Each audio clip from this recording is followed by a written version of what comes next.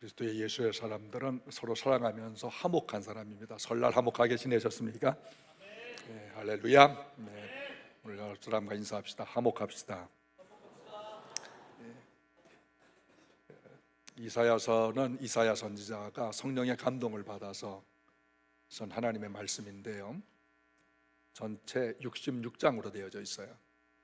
1장에서 39장까지는 하나님의 공의, 죄악에 대한 심판과 징벌로 구성되어 있습니다. 40장에서 66장까지 그 27장에 해당되는 여기에는 하나님의 은혜와 사랑, 그 회복, 위로의 말씀이 기록되어져 있어요. 전반전에 39장, 후반전에 27장. 눈치 빠르신 분들은 구약 39권, 신약 27권. 이사야가 의도적으로 그것을 계산해서 쓴 것은 아니지만은 그것을 연상하게 하는 그런 말씀을 우리에게 주고 있습니다. 1절 보시면은 너의 하나님 이르시되 너희는 위로하라, 내 백성을 위로하라. 그 위로하라고 하는 말씀으로 시작을 하고 있지요. 누가 위로하라고 했을까? 하나님께서 위로하라고 하셔요. 누구를 위로하고 하실까? 내 백성을 위로하라. 누구 보고 위로하라고 하시는가? 너희가. 근데 여기 내 백성이나 너희는 같은 백성들이에요. 그러니까 너희가 서로 위로하라 라고 말씀이에요. 자, 우리 옆에 분 보고 같이 다시 한번 인사를 하셔요. 위로합니다. 네. 모든 사람은 위로받아야 될 뭔가 있어요. 겉은 멀쩡하지만 속이 썩어요. 속이 상해요. 이런 건 아멘 안 해도 괜찮아요. 그래서 위로를 받아야 돼요. 그러니까 너희끼리 서로 위로하라. 근데 하나님이 먼저 우리에게 위로를 주시고 위로받은 백성들로 하여금 서로 위로하며 살라라고 말씀하는 겁니다. 이스라엘이 바벨론에 포로되어 갔어요. 나라가 망했죠. 주권을 잃었어요. 땅도 잃었어요. 온갖 모든 것을 잃었어요. 가족이 전쟁터에서 죽었어요. 다쳤어요. 고국에 갈 수가 없어요. 처참하고 비참한 고통스러운 삶을 남의 나라에서 노예가 되어서 살고 있는 것입니다. 얼마나 큰 고통이겠어요. 근데 왜 이렇게 되었을까? 흥하는 사람은 흥하는 이유가 있고 망하는 사람은 망한 이유가 있어요. 잘 되는 곳은 잘 되는 이유가 있고 안 되는 곳은 안 되는 이유가 틀림없이 있는 거예요. 그 유대 나라가 처음부터 안 됐던 나라가 아닙니다. 잘 됐던 나라예요. 그런데 왜 망해서 남의 나라 포로가 되어져 갔을까요? 하나님을 사랑하고 이웃을 사랑하라는 계명을 지키지 않았기 때문인 것입니다. 하나님께서는 인간이 공존하며 사랑하고 화목하게 살라고 계명을 주셨어요. 그것이 십계명입니다. 십계명은 우리를 향하신 하나님의 뜻이에요. 하나님의 뜻이 뭘까? 십계명입니다. 십계명을 지키며 살 때 하나님께서 복을 주실 줄로 믿습니다. 그리고 십계명의 민족이 되어져야 돼요. 오늘 십계명을 얼마 전에도 같이 읽어본 적이 있지만 다시 한번 우리 십계명을 상기하면서 제가 하나하나 할 적마다 큰 소리로 같이 마음에 새기시기를 바라겠어요. 제1은 너를 위하여 우상을 만들어 섬기지 말라. 제3은 너희 하나님 여호와 이름을 망령되이 일컫지 말라. 제4는 안식일을 거룩히 지켜라. 제5는 내 부모를 공경하라. 제7은 제8은 도적. 제9는 내 이웃에 대하여 거짓 증거하지 말라. 제10은 내 이웃의 것을 탐내지 말라. 하나님께서 그 많은 선지자들 있잖아요. 선자들을 보내서 무슨 말씀을 하셨을까? 뭐 하실 말씀이 그렇게 많을까? 요약하면 십계명이에요. 하나님 사랑하고 이웃을 네 몸처럼 사랑하라. 이 말씀을 주시기 위해서 선지자들을 많이 보냈어요. 그런데 그들이 십계명대로 살지 않았어요. 하나님이 징벌의 여러 가지 방법이 있지만 전쟁을 통해서 북이스라엘 남유대를 멸망시키십니다. 그리고 바벨론에 포로되어 가게 된 것이에요. 하나님을 사랑하라고 우리가 배웠고, 또 하나님을 사랑하기를 원하는데, 하나님을 사랑한다라고 하는 이것은 도대체 어떻게 해야 하는 것인가? 요한일서 5장 3절에 하나님을 사랑하는 것은 이것이니 우리가 그의 계명을 지키는 것이라. 그의 계명들은 무거운 것이 아니다. 하나님을 사랑하는 것은 뭐예요? 계명을 지키는 것이 하나님을 사랑하는 것이다. 우리가 예수님을 잘 믿는다고 했을 때 보통 잘 믿는 사람은 어떤 사람인가? 예배 잘하고, 기도 열심히 하고, 11조 정도 내고, 또 교회 한두 가지 맡아서 봉사하고, 성경도 열심히 읽고, 보통 이런 범주 안에서 저 사람은 믿음이 좋아, 예수 잘 믿는 사람이야, 이렇게 판단을 하게 됩니다. 그런데 이건 것은 기본이고, 하나님을 잘 믿는 사람은 하나님의 계명을 지키는 사람이에요. 이스라엘은 계명을 지키지 않음으로 인해서 하나님의 징벌을 받아 전쟁으로 나라가 망하고 죽고 부상당하고 노예로 끌려가고 파괴되고 식민지로 고통을 받게 된 것입니다. 바벨론에 포로된 지 70년이 지났어요. 그때 깨달아졌죠. 우리가 잘못했구나. 회개하고 울부짖었어요. 그때 하나님께서 너희는 내 백성을 위로하라 말씀하신 것입니다. 하나님은 여전히 포로된 이스라엘 백성들을 내 백성이라고 말씀하고 있어요. 이것은 하나님과의 언약이 파기되지 않았다라고 하는 것입니다. 어떤 사람을 하나님의 백성이라고 하는 것일까요? 예레미야 31장 33절에 하나님의 말씀을 그 마음에 받아 믿는 사람, 내 백성이라고 하는 것입니다. 이사야 43장 1절은 야곱아 너를 창조하신 여호와께서 지금 말씀하시니라. 이스라엘아 너를 지으신 이가 말씀하시느니라. 너는 두려워하지 말라. 내가 너를 지명하여 불렀나니 너는 내 것이라. 이스라엘 백성들이 죄를 지어서 전쟁으로 심판받아 나라가 망하고 포로되어 갔지만 여전히 하나님의 백성이에요. 하나님이 선택했어요. 하나님의 말씀을 주셨어요. 오늘 주님이 선택받은 여러분도 하나님의 백성입니다. 이 언약은 끊어지지가 않아요. 제가 설날에 가정에서 어머니 모시고 부모 형제들과 함께 제가 예배를 인도를 하다가 옛날 저희 어머니께서 우상 숭배하던 일이 생각이 나가지고 그 이야기를 했어요. 그리고 바로 제 옆에 저희 형님이 앉아 있었는데 걸핏하면 형이 집을 나가던 이야기가 떠올라서 또 그 얘기를 했습니다. 형 그때 집 자주 나갔잖아. 형 부모님 속상하게 굉장히 했잖아. 동생들 못 살게 굴었잖아 했더니 형이 자기는 안 그랬던 것처럼 아주 담담하게 이렇게 앉아 있는 것을 봤습니다. 근데 저희 형이 집을 나갔을 때 그 부모님은 문을 잠그지 않으셨어요. 곧 돌아올 것이라는 기대감에.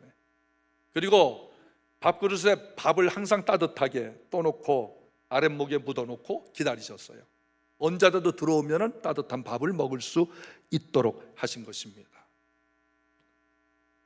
자식이 집을 나갔지만 부모와 자식 간의 이 혈육은 끊어질 수가 없는 거예요.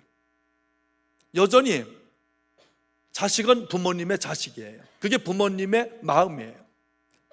하나님께서 너는 내 것이야, 내가 너를 선택해서 한 번 언약을 맺으셨다면 결코 끊을 수가 없습니다. 이 세상 인간이 하는 사랑은 끊어질 수가 있어요. 파기될 수가 있어요. 그러나 하나님이 여러분 한 사람 한 사람을 사랑하시는 그 사랑은 결코 끊어지지가 않아요. 하나님의 약속하신 그 사랑, 그 믿음에 굳게 서시기를 바랍니다. 하나님의 말씀은 영원히 변하지 않는 언약이에요. 그 언약의 말씀을 아들 보내주시고 누구든지 예수 그리스도를 믿는 자에게는 천국 시민권을 부여해 주셨어요. 누구든지 예수 그리스도 안에 있으면 신분이 변해요. 하나님의 사람, 주의 자녀, 천국 시민권을 취득하게 되어지는 것입니다. 그럼 우리가 하나님의 말씀을 통해서 언약을 맺고 독생자 아들을 통해서 그의 죽으심과 부활로 말미암아 우리를 시민권 주신 하나님 아버지의 언약은 반드시 이루어지는 것이에요. 그래서 8절에 푸른 마르고 꽃은 시드나 우리 하나님의 말씀은 영원히 서리라 하라. 인간은 약속을 어겨요. 나랑 결혼하면 손에 뭐 안 묻혀요? 물 안 묻히게 해줄게 하면서 고무장갑 사다 주는 이런 인간적인 하나님이 아니셔요. 하나님은 푸른 마르고 꽃은 시드나 내 말은 영원히 변하지 않는다. 반드시 말씀하신 대로 이루어지는 것입니다. 그런데 이 언약 백성 이스라엘이 하나님의 말씀을 듣지 않았어요. 전쟁으로 포로되고 나라가 망하게 되었습니다. 그 고통받는 이들에게 필요한 것은 위로인 것이에요. 하나님은 위로의 하나님이십니다. 고린도서 1장 3절 찬송하리로다. 그는 우리 주 예수 그리스도의 하나님이시요 자비의 아버지시요 모든 위로의 하나님이시며 우리의 모든 환난 중에서 우리를 위로하사 우리로 하여금 받는 위로로서 모든 환난 중에 있는 자들을 능히 위로하게 하시는 이시리로다. 아멘. 위로의 하나님은 그 백성들을 위로하셨습니다. 오늘도 말씀 들으면서 하나님의 위로가 풍성하시기를 바랍니다. 어떻게 위로를 하셨을까? 2절 같이 보겠습니다. 너희는 예루살렘의 마음에 닿도록 말하며 그것에게 외치라. 노역의 때가 끝났고 그 죄악이 사함을 받았느니라. 그의 모든 죄로 말미암아 여호와의 손에서 벌을 배나 받았느니라 할지니라 하시니라. 마음에 와 닿도록 위로를 해주셔요.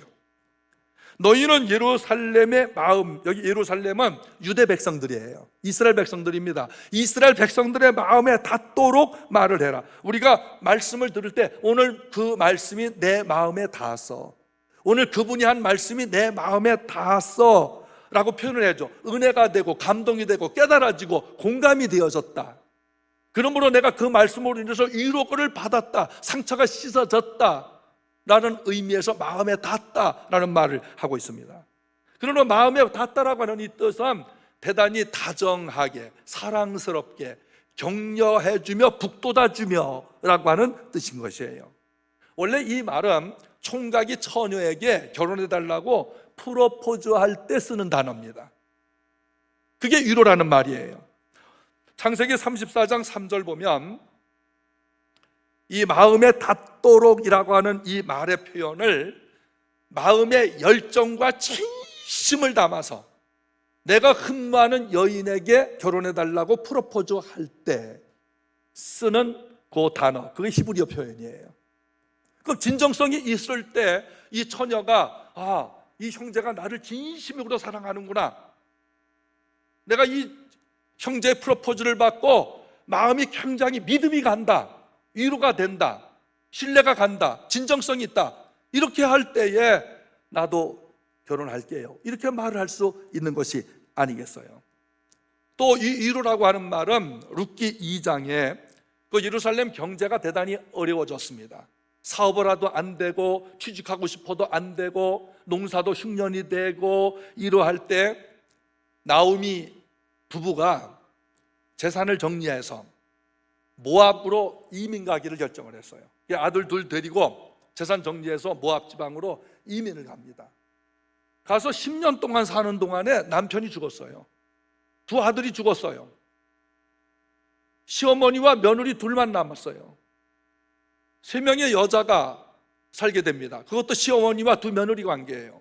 근데 둘째 며느리도 시어머니를 떠났어요. 그런데 맏며느리 룻은 떠나지 않고 어머니 가시는 곳에 나는 끝까지 갑니다. 어머니의 하나님은 나의 하나님이십니다. 그때 나오미는 겉으로는 너도 둘째 며느리 같이 떠나라, 너 아직 젊으니까 가서 재혼하라, 겉으로는 그렇게 말을 했어요. 그런데 속으로는 엄청나게 위로가 되어졌던 것이에요. 어머니 가시는 곳에 나도 가고요, 어머니가 죽는 곳에서 나도 죽겠어요. 어머니가 믿는 하나님은 나의 하나님이에요. 모압 여인이 그렇게 말을 하는 거예요. 그래서 나오미는 며느리 룻을 데리고 다시 고향 베들레헴으로 오게 되었습니다. 베들레헴에 도착하자마자 마을 사람들이 수군수군 거리는 거예요. 무슨 말인지 다 들려요. 비난하는 말 들려요. 그렇지만 당장에 먹고 살 길이 막막하지 않아요? 룻은 밭에 가서 이삭을 주워다가 그것을 빻아 곡식을 만들어 어머니의 일을 효도해 드렸습니다. 그 밭 주인이 보아스라고 하는 사람이었는데, 보아스가 이삭 줍는 룻을 볼 때 한눈에 뿅 갔어요. 그리고 일꾼들에게 말을 합니다. 저 룻이 이삭을 주울 때 일부러 이삭을 흘려놔라. 그리고 많이 가져가도록 하라. 일꾼들에게 말을 했어요. 누가 만약 저 소녀를 시비를 걸면 너희들이 지켜주어라. 철저하게 보호를 해줘라. 그러면서 이삭을 많이 주워가도록 해주었습니다. 보아스의 말은 이삭에게, 이 룻에게 큰 위로가 되었어요. 보아스가 룻에게 이런 말을 합니다. 너의 선행을 하나님께서 갚아주시기를 원한다.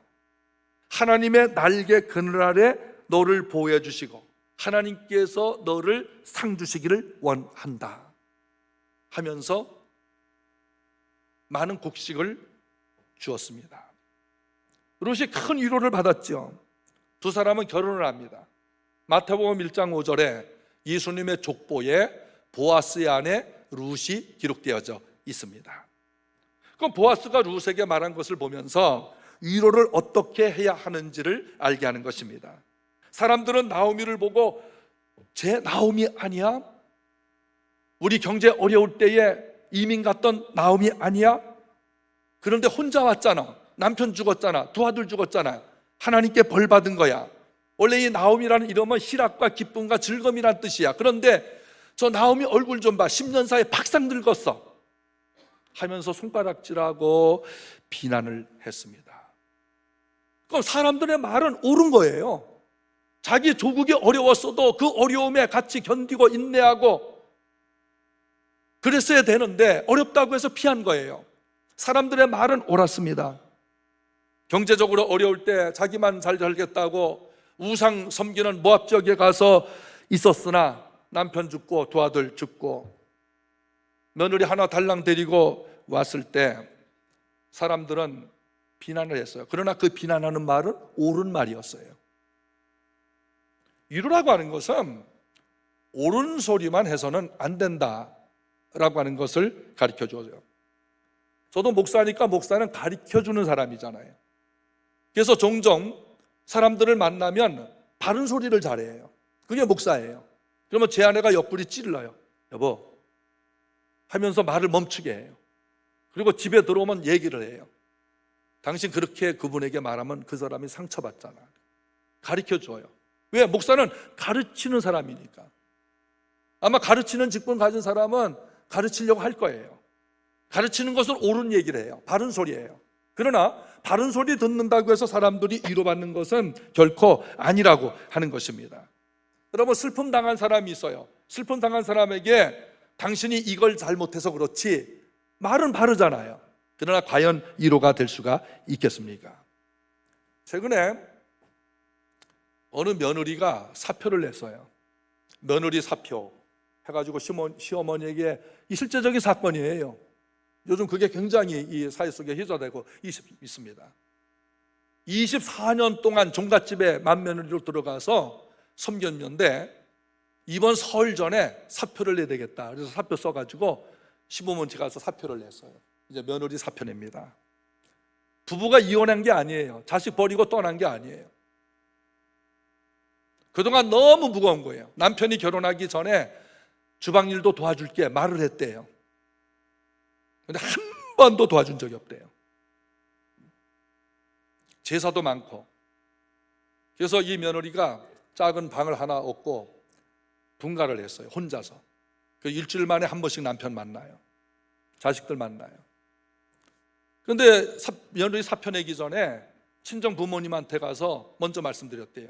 이제 며느리 사표 내겠습니다 했더니 야, 그래도 내가 참아야지. 여자 일생은 다 그런 거야. 그런 말은 바르잖아요. 말은 옳잖아요. 그런데 옳은 말이 과연 위로가 되었을까요? 내가 얼마나 힘들면 그렇겠니? 정도도 이런 말을 정도를 해야 마음이 조금 가라앉을 수가 있지 않았겠습니까? 오늘 어떤 사람이 사고를 당했을 때 내가 그리로 가지 말라 그랬잖아. 그래서 사고 난 거야. 이러면 위로가 되겠습니까? 사람은 옳고 그름을 판단할 수 있는 어느 정도의 지성적인 능력이 있고 인격이 있는 것이에요. 자, 우리 욥기를 보세요. 욥기서는 욥이 재산과 자식을 잃고 몸이 병들고 쫄딱 거지가 돼서 고난당하는 욥을 친구들이 위로하겠다고 찾아오게 됩니다. 욥기 5장 8절 보면 엘리바스라고 하는 친구가 욥, 네가 기도 생활을 게을리해서 고난당한 거야, 이렇게 말을 했어요. 실제로 그렇게 얘기했어요. 자식이 죽고 재산 다 없어지고 도둑 맞고 몸에 병이 들어서 기왓장 갖고 긁고 있는 욥에게 찾아와서 기껏 한다는 말이 네가 기도 안 해서 그래 라고 말을 했어요. 자, 기도 안 해서 그래, 말은 바라요. 그런데 그게 과연 위로가 되었겠습니까? 욥기 8장 4절 5절 보면 빌닷이라고 하는 친구는 네 자식들이 왜 죽었는지 알아? 네 자식들이 죄를 져서 그래, 이렇게 말을 했어요. 그리고 내가 정직하지 못한 것이 있을 거야, 그래서 네 집에 사탄이 난 거야 라고 말을 했습니다. 욥기 1장은 하나님께서 욥이 의인이라고 얘기를 해요. 욥처럼 내 마음에 합한 사람이 없다라고 말을 합니다. 그런데 욥도 인간이에요. 거짓말하지 않았을까요? 부정한 일 있지 않았을까요? 욥의 자녀들이 10명 있었는데 그 10명 가운데 죄지은 자녀들이 분명히 있었을 것입니다. 빌닷의 말은 맞아요. 그러나 내 자녀들 죄 때문에 걔가 죽은 거야, 이렇게 말을 했을 때 욥은 더 큰 상처를 받게 되어진 것입니다. 욥기 15장 14절 보면 어떤 친구는 이런 말을 합니다. 악을 저지르기를 물 마심같이 하고 네가 가증하고 부패했기 때문에 벌 받는 거라고 이야기를 했습니다. 우리 성도들, 욥을 찾아왔던 이 친구들의 말은 다 옳은 말이에요.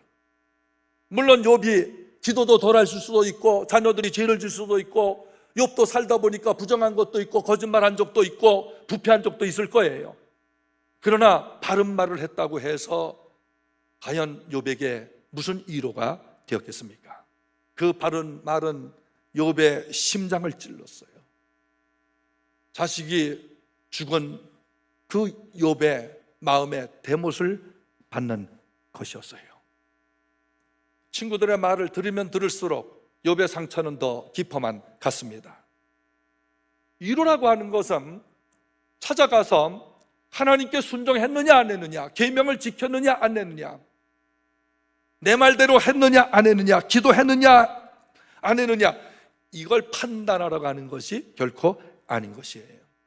위로라고 하는 것은 위문하러 가는 거예요. 여러분, 군복무 했던 분들 군대 가수들이 위문하러 왔을 때 어때요? 그 위문하러 온 가수들이 뭘 합니까? 그냥 춤추고 노래하는 거예요. 그거 타고 떠나는 겁니다. 그런데 얼마나 위로가 됐어요. 그냥 말 안 했어요. 그냥 춤만 추고 노래하고 갔어요. 그게 위로가 된 거예요. 여러분, 위로라고 하는 것은 위문하는 것과 같은 것이에요. 의학으로 고칠 수 없는 중병에 걸린 사람에게 가서 뭐라고 말하면 위로가 될까요? 자식이 동성애에 빠지고 이단에 빠진 그 부모에게 찾아가서 뭐라고 위로할 수가 있을까요? 자식 잃은 어미 아버지에게 우리가 무슨 말로 위로할 수가 있겠습니까? 그냥 가서 들어주고 한번 안아주고 등 쓰다듬어주고 가만히 있어도 위로가 되어지는 것이에요. 오늘 위로라고 하는 말은 다정하다, 격려해준다, 따뜻하다, 그 말이에요. 그런데 인간이 살아가면서 누구나 다 위로를 받아야 되고 위로받기를 원하는데 그냥 마냥 따뜻하고 부드럽게만 하는 말로 위로가 되어지느냐? 그것이 아니에요. 자극적인 말로 용기를 주는 것도 위로가 될 때가 있는 것입니다. 위로라고 하는 것은 더 자극을 주어서 용기를 갖게 한다는 것이에요. 역대하 32장에 보면 아수르가 히스기야 왕 때 남유대를 침략을 합니다. 무려 18만 5천 명의 군대를 거느리고 유대를 침략하고 예루살렘 성을 포위하고 있는 거예요. 그때 백성들이 다 두려워해요. 군인들이 떨어요. 싸울 용기를 잃어버렸어요. 이제 우리는 망했다, 죽었다, 그런 생각만 가득 차고 있었어요. 군대 수로 보나 무기로 보나 전략으로 보나 환경을 보나 유대가 이길 수 있는 확률은 전혀 없었습니다. 근데 역대하 32장 6절에 히스기야 왕은 자기 앞에 무리를 모으고 말로 위로하여 이르되 너희는 마음을 강하게 하고 담대히 하고 아수르 왕과 그를 따르는 온 무리로 말미암아 두려워하지 말며 놀라지 말라. 우리와 함께 하시는 이가 그와 함께 하는 자보다 크니 그와 함께 하는 자는 육신의 팔이요 우리와 함께 하시는 이는 우리의 하나님 여호와시라. 반드시 우리를 도우시고 우리를 대신하여 싸우시리라. 백성이 유다 왕 히스기야 말로 말미암아 안심하니라. 히스기야는 여러분 우리 죽지 않습니다. 이 전쟁에 실패하지 않습니다. 하나님이 우리의 팔이 됩니다. 하나님이 우리의 군대가 됩니다. 하나님이 우리를 도와주십니다. 두려워하지 맙시다. 함께 기도합시다. 백성들에게 용기를 줬어요. 자극을 줬어요. 그리고 이사야 선지자와 함께 성전에 들어가서 기도하기 시작을 했어요. 역대하 32장 21절에 여호와께서 한 천사를 보내어 아수르 왕의 진영에서 모든 큰 용사와 대장과 지휘관들을 멸하신지라. 아수르 왕이 낯이 뜨거워 그의 고국으로 돌아갔더니 그의 몸에서 난 자들이 거기서 칼로 그를 죽였더라. 하나님은 단 한 명의 천사만 보냈을 뿐이에요. 아수르 군대가 모두 멸망당했어요. 왕은 고국에 들어가서 자기 아들들에 의해서 살해당합니다. 남유대가 승리했어요. 여러분, 지금 어떤 일로 좌절하고 상처받고 깊은 한숨 쉬고 있습니까? 하나님이 여러분의 팔이 되어주십니다. 하나님이 우리의 돕난자가 되어주십니다. 하나님은 천군 천사를 보내서 여러분을 도와주실 수가 있는 전능하신 하나님이십니다. 제가 전방에 근무할 때 겨울이 엄청나게 추웠습니다. 체감온도 마이너스 30도 40도 내려가는 그 환경 속에서 쫄병으로 들어가니까 고참들 빨래줘야 되지, 또 저녁이 되면 물 따뜻하게 데워가지고 물통에서 써서 발을 씻어줘야 되지. 그래서 손이 얼마나 시커멓게 텄는지 몰라요. 피가 막 나올 정도로 장갑을 끼고 일을 해도 손이 터가지고 저희 아버지께 긴 편지를 써서 제발 손 틀 때 쓰는 약 좀 붙여달라고 요청을 했습니다. 한참 있다가 저희 아버지께서 답장을 주셨는데 한 줄 기도 안 되게 이렇게 썼어요. 그래도 죽지 않는다. 이렇게 줬어요. 여러분, 그래도 죽지 않는다, 이 말을 글을 딱 읽었을 때 다른 내용 아무것도 없어요. 저는 아버지와 편지를 많이 주고받아요. 제가 한 2장 주면 아버지 1장 쓰고 한 3장쯤 쓰면 아버지 2장쯤 써서 이렇게 답장을 주셨는데, 그날따라 그래도 좀, 야 그래 전방이 얼마나 춥냐, 얼마나 고생이니, 네 손튼 생각을 하니까 내 마음이 너무 아프다, 뭐 이런 정도로 좀 써줘야 될 거 아니에요. 그래도 죽지 않는다. 제가 마음 잘못 먹으면 제대하고 DNA 검사를 해봐야지, 그런 마음이 들 정도예요. 그런데요, 저는 아버지의 그 말에 제가 용기를 얻었어요. 무슨 용기냐면, 맞아, 내가 이 30, 40도 정도 추위되는 곳에 죽을 사람은 아니지. 내가 자원해서 위생병이지만 위생중대, 의무중대에 있다가 내 의무중대 생활하기 싫어서 인사장교한테 내가 원해가지고 전방 보내달래서 전방 간 사람인데 내가 여기서 죽으면 안 되지. 이 정도에서 내가 기껏거리면 안 되지. 우리 아버지 말이 맞아. 난 그래도 죽을 사람이 아니야. 오히려 더 용기가 나더라고요. 아버지 말씀에 저는 자극을 받았어요. 오늘 우리가요, 따뜻한 말로 다른 사람들을 위로할 수 있어야 됩니다. 격려할 수 있어야 됩니다. 수고하는 사람에게 수고했다고 말하고 잘한 사람에게 잘했다고 박수를 쳐주고 칭찬도 해주고, 그게 다 위로가 됩니다.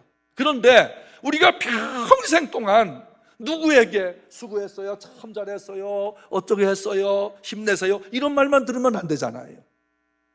도전되는 말, 자극적인 말도 들 줄 알아야 돼요. 그래서 그 말이 나를 일으켜주고 나에게 용기를 주고, 지금 히스기야가 전쟁의 와중에 사기가 팍 떨어져 있는 그 백성들을 향하여, 여러분, 저들의 군대보다 하나님의 팔이 더 힘이 셉니다. 하나님이 우리를 도와주실 것입니다. 함께 기도합시다. 이런 자극을 했을 때 그 백성들이 용기를 얻게 되는 거예요. 오늘 사랑하는 성도들, 하나님을 힘입어 용기 내시길 바랍니다. 하나님이 위로자예요. 인간의 위로라고 하는 것은 그때뿐이에요. 하나님은 우리에게 용기를 주시는 분이십니다. 여러분, 어떤 상황이라도 저는 그때 당시 저희 아버지께서 예수 믿는 분이 아니었어요. 그냥 공무원이셨어요. 그래도 죽지 않는다. 저는 제가 종정이만 해요. 아무리 힘들 때도 성경 말씀도 더 앞서 생각나지만 아버지 말 생각나요. 그래, 나는 죽을 사람이 아니야. 내가 여기서 쓰러질 사람 아니야. 용기를 내야지. 우리 사랑하는 성도들, 하나님은 우리의 힘이시고 환난 중에 만날 큰 도움이 되십니다. 하나님을 힘입어 위로받고 용기 내서 다시 일어나시기를 바랍니다. 그리고 자유 얻는 것이 위로인 것입니다. 2절 중반절에 노역의 때가 끝났다. 이 노역이라고 하는 이 말은 복역하는 중이다라는 뜻이에요. 복역은 어디서 하는 겁니까? 죄 지은 사람이 감옥 가서 하는 거예요. 감옥 70년 언도 받았어요, 이스라엘이. 바벨론 포로 70년이 지나야 합니다. 그 70년의 감옥 생활이 끝나간다라고 하는 의미인 것입니다. 그 이스라엘이 아수르와 바벨론에 망하고 이제 끌려가서 70년 세월이 흐르게 되었는데, 여러분, 이 감옥 생활 생각을 해보세요. 제가 어릴 때 저희 아버지께서 경찰관을 하셨는데 경찰서 유치장을 구경시켜 주셨어요. 유치장하고 교도소하고는 또 다르죠. 교도소 가기 전에 유치장에 먼저 집어넣으니까. 근데 유치장에 저를 손잡고 이렇게 견학을 시켜주시면서, 장환아, 그치? 여기는 누가 오는지 아니? 누가 와요? 죄를 지으면은 이런 데 오는 거야. 너 평생 죄 지으면 안 돼.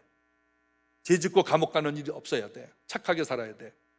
그 말씀해 주신 것이 기억이 납니다. 그런데 이 땅에는 죄 지은 사람을 가두는 교도소가 있어요. 또 죄를 안 졌지만 억울하게 교도소 가 있는 사람도 있을 거예요. 그런데 모든 사람은 죄인이고 의인이 없잖아요. 이 세상에 죄가 발각돼 가지고 잡혀서 재판받아 감옥에 간 사람도 있을 거지만, 아주 파렴치하고 큰 죄를 짓고도 드러나질 않아서 사회에 할보치며 다니는 사람도 있을 거예요. 그러나 그런 사람들도 하나님의 심판대 앞을 벗어날 수가 없어요. 지옥 형벌을 벗어날 수가 없다는 거예요. 하나님만이 최종적인 심판주가 되시는 것입니다. 이게 하나님의 공의예요. 이게 하나님의 사랑의 하나님이 우리에게 기회를 주셨을 때, 은혜의 말씀을 주실 때 예수 믿고 제산 받아야 될 줄로 믿습니다. 시편 137편은 이스라엘 백성들이 바벨론에 끌려가서 엉엉 울기 시작했어요. 왜 울었느냐 하면, 예배하고 싶어도 예배를 할 수 없어요. 기도하고 싶은데 부르짖어 기도할 수가 없어요. 수금을 치고 기타를 치면서 찬송을 하고 싶은데 찬송을 못하게 해요. 여러분, 자유를 빼앗기면 그렇게 됩니다. 내 조국을 빼앗기면 그렇게 되는 거예요. 이 민족이 공산화가 되면 예배도 없고 기도도 없고 찬양도 없고 자유를 말살당하게 되어진 거예요. 여러분, 나라가 있다는 것이 얼마나 행복한 것입니까? 나라가 있다는 것이 얼마나 행복한지 이거 뼈저리게 느껴야 돼요. 이스라엘 백성들 고국에서 자유 누릴 때, 주권이 있고 땅이 있고 백성들이 있을 때 그거 느끼지 못했어요. 마음대로 예배할 수 있구나, 찬양할 수 있구나, 기도할 수 있구나, 내 하고 싶은 대로 할 수 있구나. 그런데 나라가 빼앗기고 포로되어 보니까 아무것도 할 수 없어. 감옥에 갇힌 자처럼 되어져 버린 것입니다. 그런데 하나님께서 그 기간을 70년 동안 감옥 생활하게 하신 것처럼 하더니 70년이 차오자 이제 너의 죄값이 다 치루어졌다. 노역의 때가 끝났다라고 말씀하시는 것입니다. 사람마다 죄짐이라는 것이 있어요. 짐이 있어요. 경제의 짐이 있죠. 가족 부양의 짐이 있고, 공부하는 학생들은 공부의 짐이 있어요. 목사는 목회의 짐이 있습니다. 여러분도 각자마다 짊어진 짐이 있는 것입니다. 이 많은 짐이 있지만 가장 무거운 짐이 죄짐이라고 하는 것이에요. 이 죄짐, 사탄이 유혹해서 사람을 자기의 종으로 만들어요. 사탄의 종이 되었을 때에 죄를 짓게 되어지는 것이에요. 죄의 종이 되면 하나님을 우선순위해서 죄시키는 겁니다. 하나님을 떠밀어 버려요. 그리고 사탄을 자기도 모르게 따라가게 돼요. 사탄에게 아예 죄 지으면 수갑차잖아요. 포성줄 매잖아요. 사탄이 죄의 올무를 내놓고 넌 내 거야. 목줄을 걸어놓고 사탄이 이리 끌면 저리고 저리 끌면 저리로, 육신의 정욕으로 끌면 정욕의 죄를 짓고, 물질에 끌면 물질의 죄를 짓고, 폭력으로 끌면 폭력의 죄를 져요. 사탄이 끌려가는 대로 끌려가서 죄를 짓게 되어지는 거예요. 그리고 하나님을 밀쳐냅니다.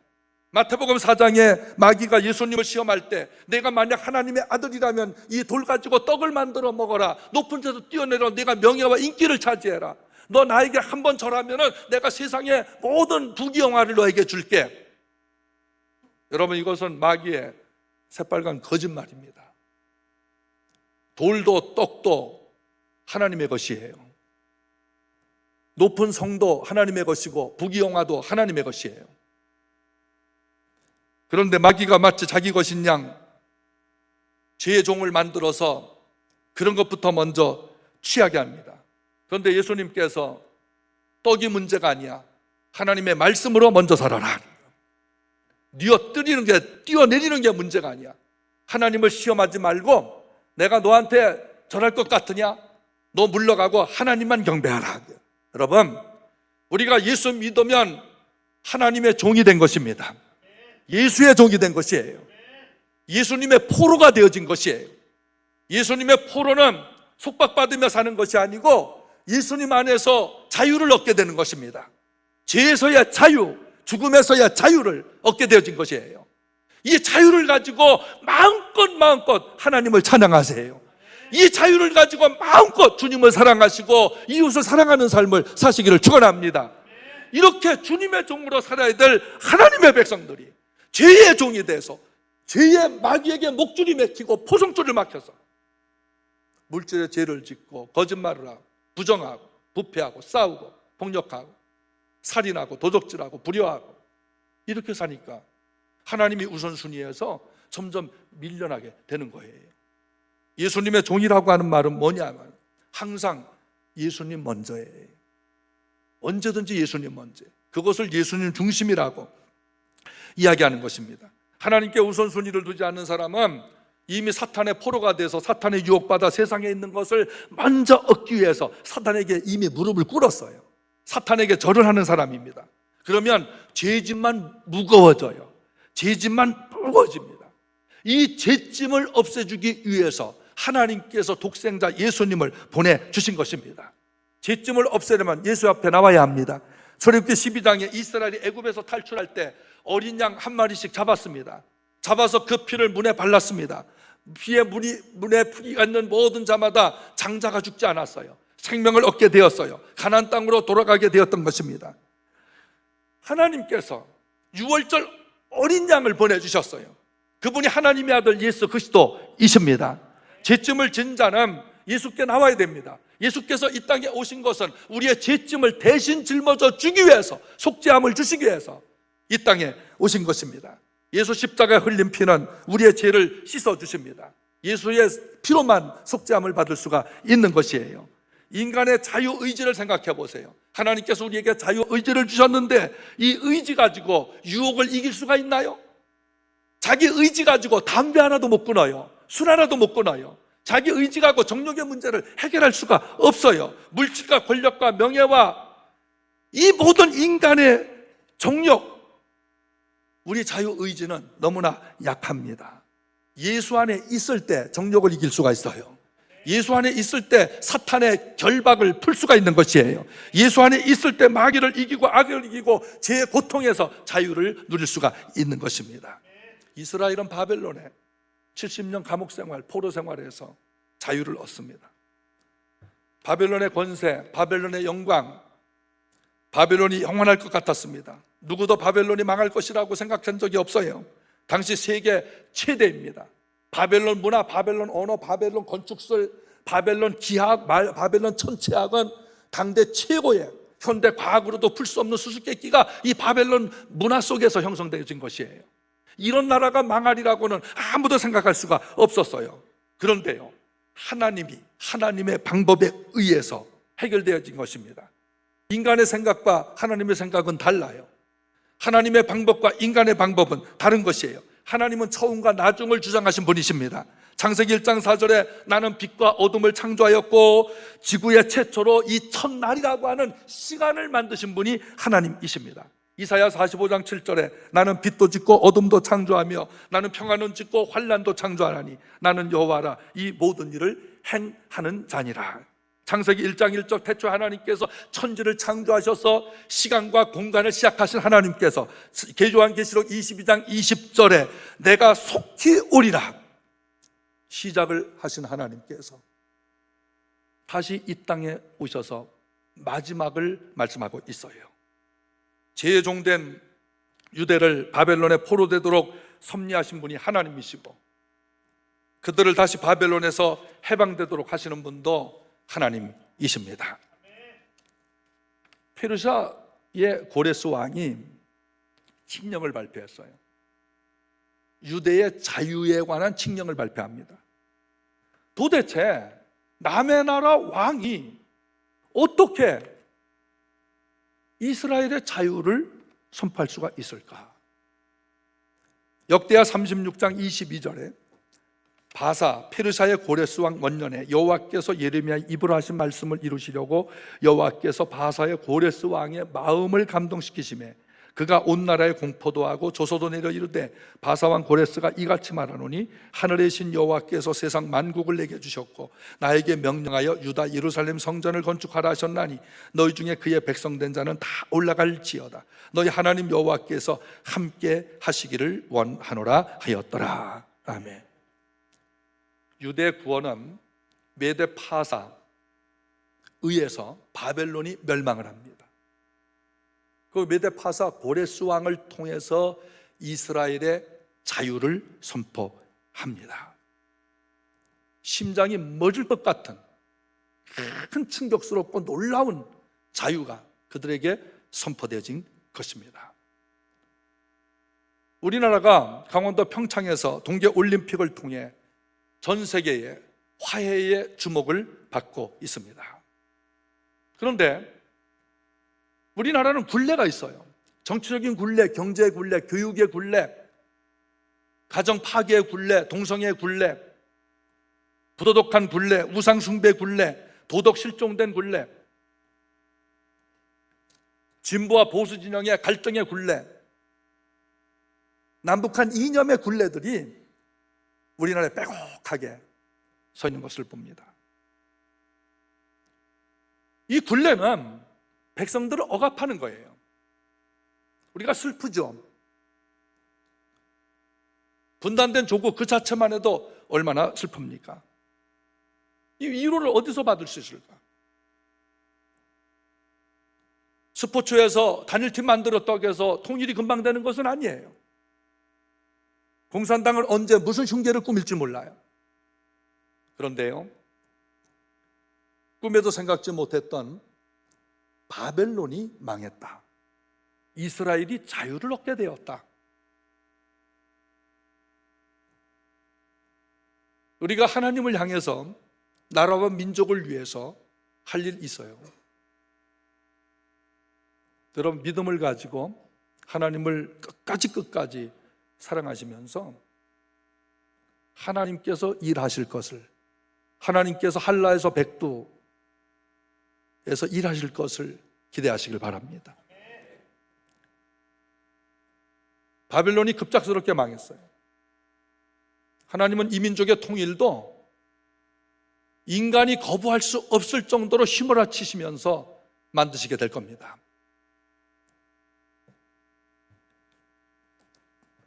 하나님은 하나님의 계획대로 일을 하셔요. 유대는 죄의 노역이 끝났고 죄악은 사함을 받았습니다. 2절에 여호와의 손에서 벌을 2배나 받았다. 이 2배란 말은 가혹한 형벌, 가혹한 중벌을 의미해요. 가중처벌이라고 하는 뜻이죠. 가혹한 형벌하면 무엇이 생각납니까? 예수님의 십자가 형벌입니다. 예수님의 십자가는 가혹한 징벌, 하나님의 가혹한 형벌을 주셨다고 하는 것이에요. 예수님은 십자가에서 우리를 씻어주시는 분이셔요. 예수님은 우리의 슬픔을 씻어주십니다. 상처를 씻어주십니다. 질고를 씻어주십니다. 아픔을 씻어주셔요. 우리의 죄악을 씻어주셔요. 예수님께서 십자가에서 가혹한 형벌을 받음으로 말미암아 우리가 자유를 얻게 된 것입니다. 예수님이 십자가에서 징계를 받음으로 말미암아 우리가 평화를 얻게 된 것입니다. 예수님이 십자가에서 우리를 속죄해 주심으로 말미암아 구원을 얻게 되어진 것입니다. 예수님이 십자가에서 사탄의 모든 계획을 수포로 돌아가게 하셔서 우리로 하여금 천국 시민이 되게 하신 것입니다. 이 세상에는 도둑놈들이 참 많아요. 돈을 훔치는 도둑, 남의 재산을 갈취하는 도둑, 생명을 뺏어가는 도둑, 인격을 말살시키는 도둑, 자존심을 금가게 하는 도둑들이 참 많아요. 그런데 우리 성도들은 그리스도 예수의 사람으로서 거룩한 도둑이 되셔야 돼요. 특별히 인간관계에서 거룩한 도둑이 돼야 돼요.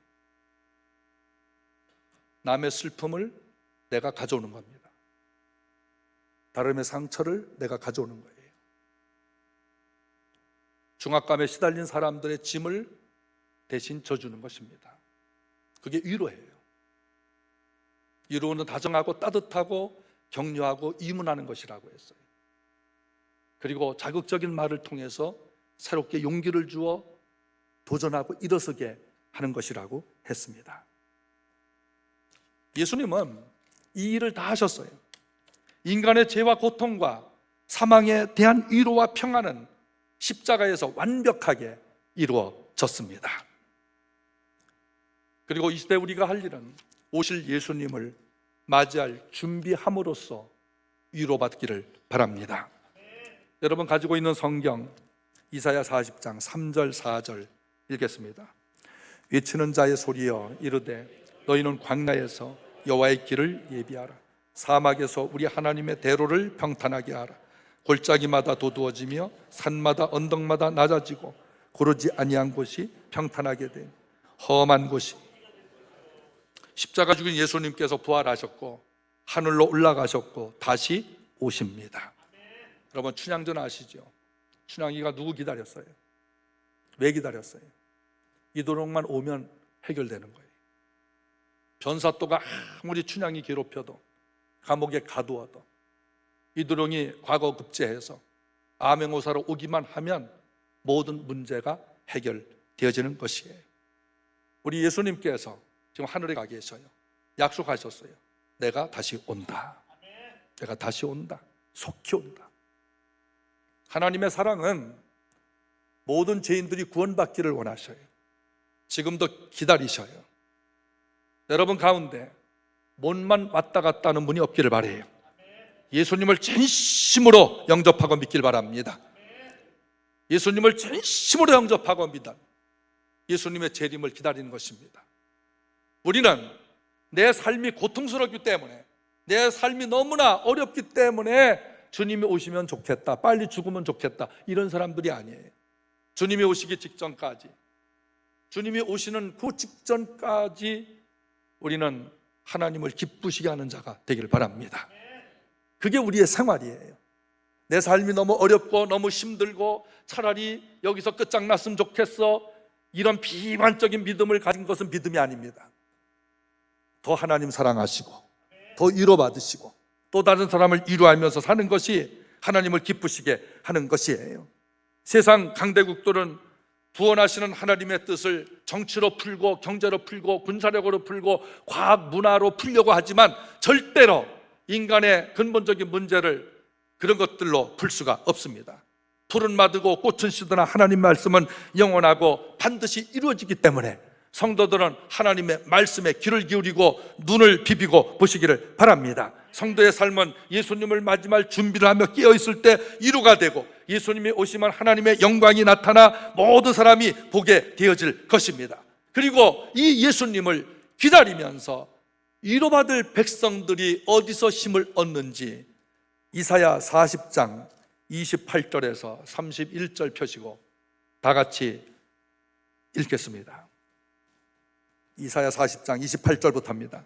너는 알지 못하였느냐 듣지 못하였느냐 영원하신 하나님 여호와 땅끝까지 창조하신 이는 피곤하지 않으시며 곤비하지 않으시며 명철이 한이 없으시며 피곤한 자에게는 능력을 주시며 무능한 자에게는 힘을 더하시나니 소년이라도 피곤하며 곤비하며 장정이라도 넘어지며 쓰러지되 오직 여호와를 앙망하는 자는 새 힘을 얻으리니 독수리가 날개치며 올라감 같을 것이요 다른 박질하여도 곤비치 아니하겠고 걸어가도 피곤하지 아니하리로다. 이로자 예수께서 여러분과 함께하서 이런 힘 주시기를 예수님의 이름으로 축복합니다.